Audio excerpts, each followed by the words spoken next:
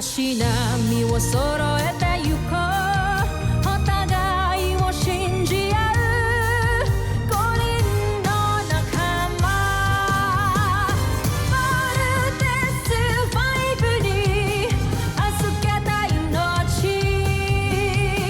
飛ぶぜ宇宙の果てまでもみんなの笑顔も近い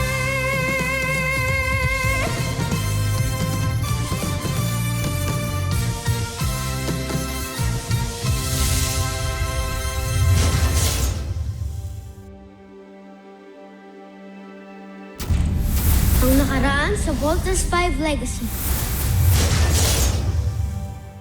Napakawalang kwenta nga ng mga sandata ng planetang ito. Bolt's team, you are the last line of defense. Bakit parang natatalo na yata tayo? Bakit ka nabigo?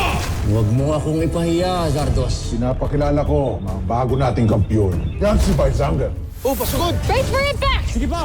Pasangin mo ang lahat ng umaatake sa atin. Team, your mother's hurt. Kailangan tayo ni Mama. Bumalik na tayo sa camp. Kailangan natin mahanap yung Beast Fighter.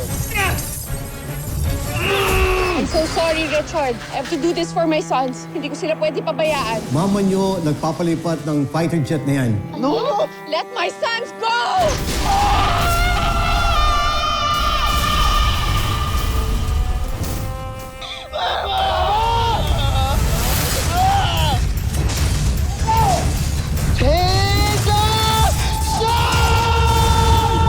Pangalawang pagkakataon. Muli ninyo akong binigo! Alis na ako dito sa camp. Wala na akong reason pa para magstay dito. Ba't di ka magpa-comfort kay Jamie? Total, may gusto ko naman pala sa kanya, di ba? Mahusay at ginawa mong iniutos ko sa'yo. May paraan na para malaman natin kung sino ang 5 piloto ng Voltes 5. Akala ko ba nag-quit ka na? A girl can change her mind. Lalo na kaya lang naman ako umalis dito sa camp is because may kinaiiritahan ako. Last I heard kasi parang masaya naman na siya na single ulit siya. So ano pang babalikan mo? Hindi ka iniwan ng nanay mo at hindi niya nabando ng tatay. Hindi masamang ina ng nanay mo. Namatay siya dahil sa pagmamahal niya sa iyong ama. So sana mag-sorry sa inyo, pati sa mga masasabang nasabi ko sa mama niyo. Naiinggit kasi ako sa inyo. Lagi ko kasi nakikita kung gaano ka-ideal na mother si Mrs. Armstrong. Kagaya rin pala ng mama niyo yung nanay ko. Pareha silang nag-sacrifice ng buhay nila para maligtas ang family nila. Sorry talaga, and I hope maging okay na tayong lahat. Ilabas mo na! Nais ko na siyang makilala. Masusunod, Job. Nais kong ipakilala sa inyo si Gardo, ang aking magiting at mahusay na Beast Fighter. Anong laban ni Gardo kay Voltes 5 na may laser sword? Si Gardo ay nilahukan ko ng pamamaraan ng samurai. Kaya't mas biyasa siya sa paggamit ng espada. Nalingid sa kaalaman ni Voltes 5. Maging ang kanyang laser sword ay walang magagawa laban kay Gardo. Gawa sa Gilamaano ang kanyang espada. Kilamaano, isa sa pinakamatibay na bakal sa buong kalawakan. Siyang tunay, Jomfre. Mas matibay pa ito sa bakal na ginamit kay Voltes 5. Kaya't sinisigurado ko, hindi na niya tayo matatalo. At hindi lang yon. Ang selula na ginamit ni Draco na ilalagay sa utak ng Beast Fighter na si Gardo ay ang siyang mas lalong magpapagaling sa kanya sa paggamit ng kanyang espada. Kahusayan na tiniyak kong mas hihigit pa kay Voltes 5. Mukhang si Gardo na nga maghahandog sa atin ng tagumpay, John. Aasahan ko ang tagumpay, Gardo! Ipaglaban mo ang karangalan ng buwan!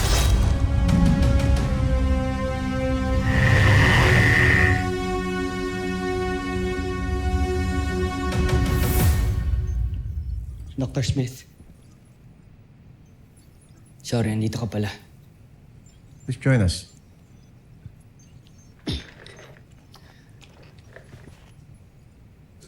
Tinuturuan lang ako ni Dr. Smith magkinsugi. Pero if kailangan mo siya kausapin, pwede naman ako na. Stay. Baka kailangan mong marinig tong sasabihin ko.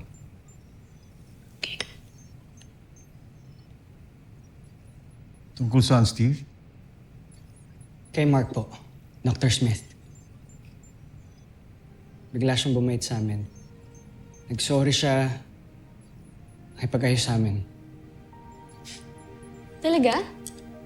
That's good news. Yeah. Dr. Smith, ano po ba talaga nangyari kay Mark? May sinasabi po siya about his mother. I'm sure one of these days, ikwento rin ni Mark sa niya.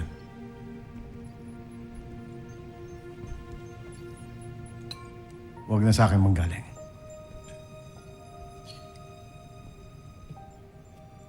Si Mark, maraming lamat.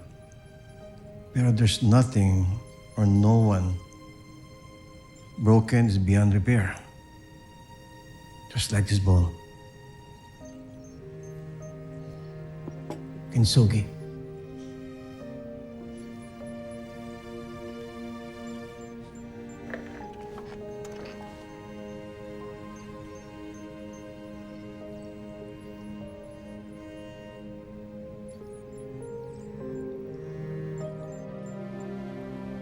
Grilled chicken, burger steak, and spaghetti. Okay naman na siguro yun, no? Do, order mo pa lang yun. Akin nga taco salad lang, di ba? Mukhang ma-enjoy mo lahat ng mga in-order mo na food kasi ang dami-dami nun. Eh, wala bang ganun sa camp? Rob, siyempre meron kaming kantin, tapos marami din kaming mga pagkain doon. Alam mo kung ano yung kulang? Ano? Di ikaw. Ang galing-galing ng bola, ha? Alam mo, for sure, ikaw, ang dami-dami mo sigurong girl sa camp. Grabe, parang mas marami pa nga mga gadgets doon kaysa sa mga babae. Ha? Eh, bakit? Ano bang itsura ng loob ng camp? Kasi alam mo, mula bata pa lang ako, pinangarap ko nang makita yung loob nun. Pero until now, hanggang labas lang ako ng camp. Alam mo, matutupad na yung pangarap ko na yan. Dadaling kita sa camp. Os, pwede ba ako dun? Oo naman. Basta kasama ako. Malakas ako dun. Tsaka, lakas ka sa akin eh. Promise yan, ha? Oo, promise.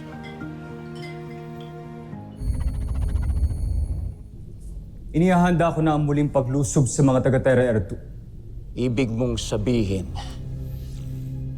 hindi nyo pa rin nasasakop ang planetang yan.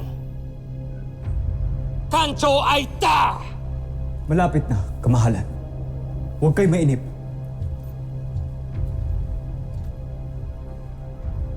Kaliit-liit na planeta. Hindi nyo matalo. Anong klaseng pinunong mananakop ka, Zardos? Ginagawa ko ang lahat ng aking makakaya. Kung ginagawa mo ang lahat, matagal nyo na sanang nasakop ang Terra Air 2. Naiinip na ako.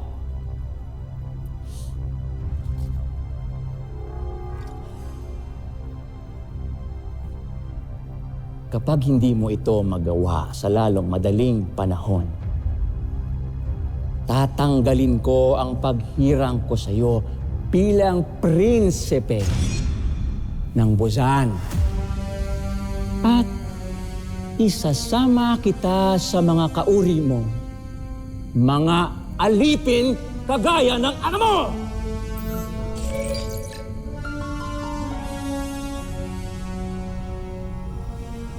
Kinumpara na naman ako ng emperador kay Hrothgar.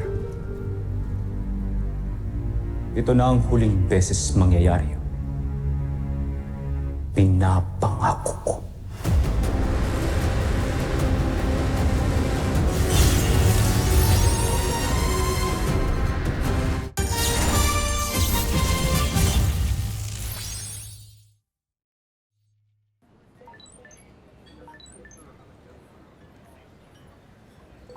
Wait lang ha. Kailangan ko sagutin to eh. Sige, balikan ko yung drinks natin. Hello, kuya. Malis ka na naman ng di nagpapaalam, ha? Asan ka? May kasama ako. Yung kinikwento ko sa'yo nung nakaraan. So, nakikipag-date ka pa ngayon? Big Bert, may training tayo. Huwag mong sayangin yung pagkamatay ni Mama, ha? Oo na, sige na. Just give me 2 hours, okay? What? Anong 2 hours? Bumalik ka na ngayon, ha? Hello? Masyadong malakas yung daming mga nag-scooter dito eh. Chappy ka, hello? Alam kong naririnig mo ako. Ngayon, kung hindi ka babalik, ire-report kita. I mean it. Okay, sige. Bye-bye. Uy, ready na yung drinks natin. Sino yun? Parang nagkainisan kayo ah. Hindi, wala yun. Kapatid ko yun. Ganun lang talaga kami mag-usap. Tsaka huwag mo naintindihin yun. Balik tayo. Sige.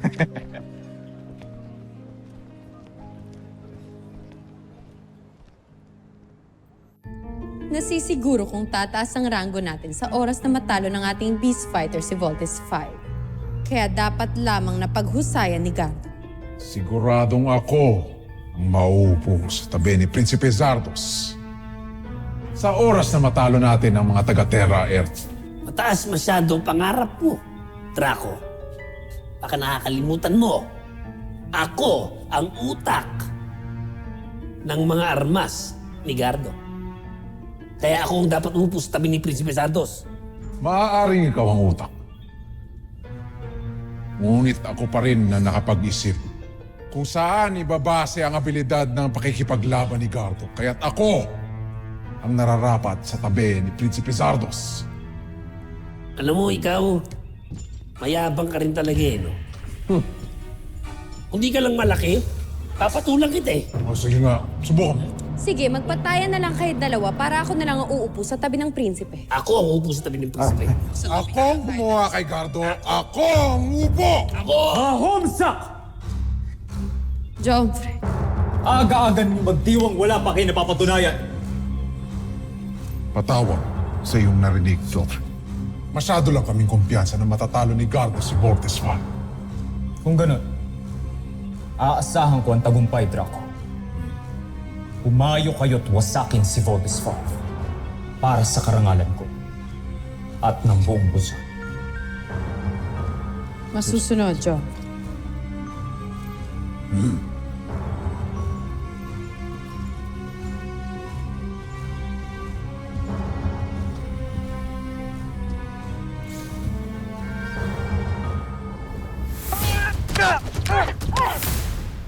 Parang naninibago ata ako sa'yo ngayon.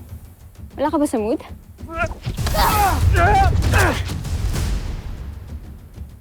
Paano ba naman ako gaganahan? Kalagitnaan ng date namin ni Judy, pinauwi ako ni Kuya. So, ibig sabihin, pwede akong manalo today. Siyempre, hindi ako magpapatalo sa'yo. Jamie Robinson.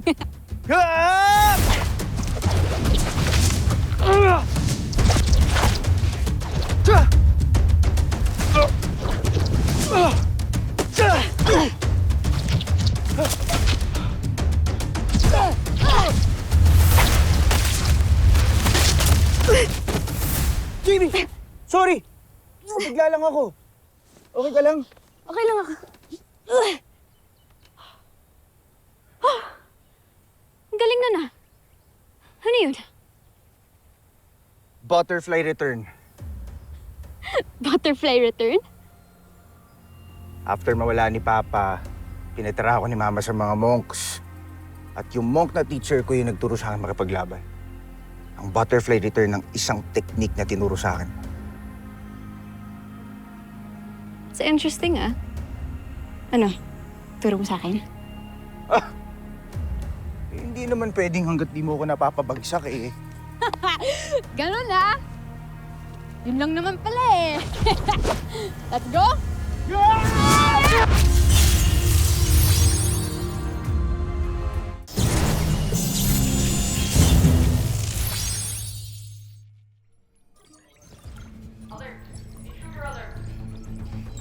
Commander, Richard, we have sighted the Bosanian beast fighter heading towards the north. Papuntang general direction ng Camping Falcon. What? Sound the alarm. Call the Voltes 5. Makatake ng mga Bosanian. Ay, sir. Battle station!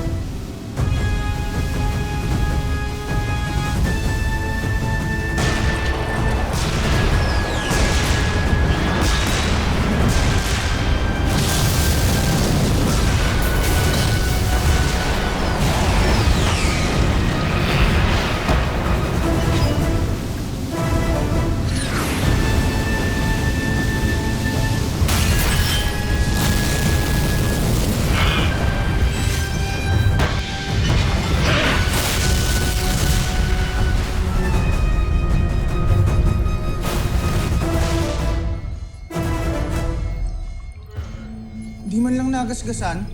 He's really tough. Yan ang beast fighter na makakalaban natin. Team, alam kong kayang-kaya niyo yan. And I believe in you. Talunin niyo yung beast fighter niyan para hindi na yan makapagsala. Go now. Yes, Dr. Smith. Team, let's take this beast fighter down. Let's go!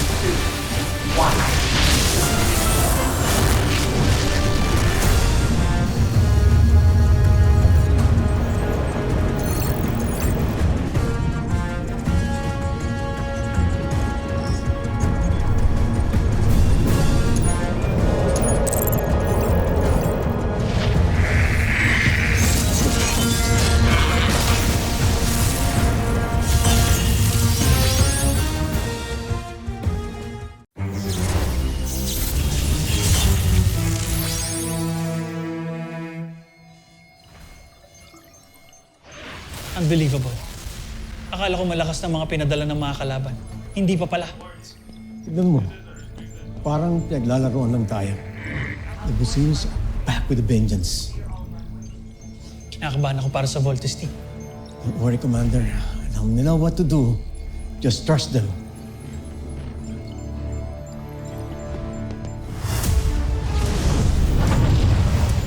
Ayun! Ayun yung beast fighter! Little John, kung masyado ma-excite. Kakaiba tong beast fighter na to, ah. Hindi siya in the form of an animal, para siyang humanoid. Team, I'm sure pareho lang yan sa mga unang beast fighters na pinadala ng mga aliens. So there's nothing to be frightened about. Kaya atakihin na natin yan. Pasakin na natin ang sangyan.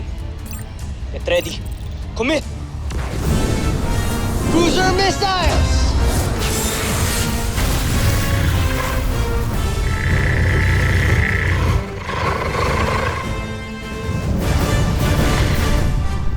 Aerial bomb!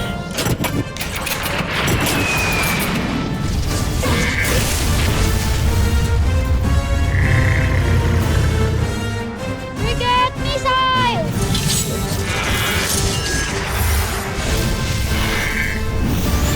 Thunder cutter! Panzer knuckles! Rock boomerang! Napakabilis niya. Ang hirap din tamaan. Ang angas ah. Kuya, nakabase ang fighting style niya sa isang samurai warrior. Guys, kailangan natin mag-ingat. I agree, Big Bert. Pero kailangan natin tuloy ang laban na to. Roger!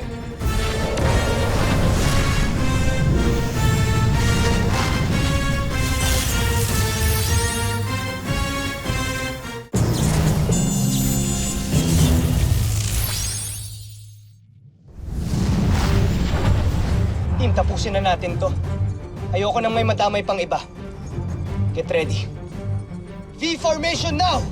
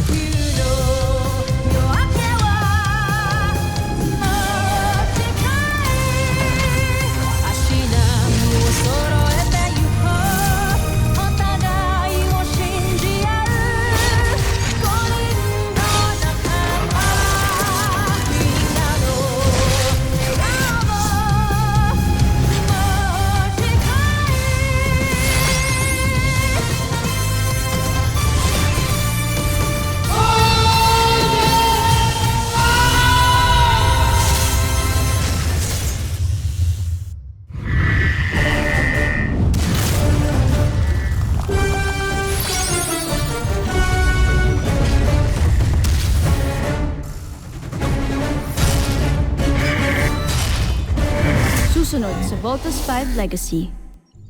Ibig kong tiyakin na hindi na tayo madadaig. Yevado, aking spoon. Mukhang inaral ng kalaban ng Voltus 5. Halos pantay na ang technical stature at ang battle profile nila. Ano pa pong lamang ng Voltus 5 dyan? Puso, Ana. Puso. Paklasa yung espada niya. Nadami siya tayo. Ka na, kuya! Tumakas na tayo! Meron ako naiisip na plano para matalo natin siya. Alright, team. Let's vote out. Huwag mo na hayaan makatakas pa ang mga yan, Gardo! Tigilan mo muna si Voltes 5. Joe! Gawin mo ang una kong plano. Atakihin ang kampo. Matatalo natin yung Beast Fighter na yun once gamitin natin yung laser sword. Pointless yung laser sword natin kung maka-counter-attack niya yun. So what do we do now? Ang kampo ang utak na nagpapatakbo kay Voltes 5. Ito ang dapat nating pinubuksan. Where's the location of Voltus 5? Kapag nilabas ng Beast Fighter, yung katana sword niya, may expose yung weakness niya. At kapag nangyari yun, gagamitin natin ang butterfly return technique. Kuya, kaya mo yun. Kaya mo yan.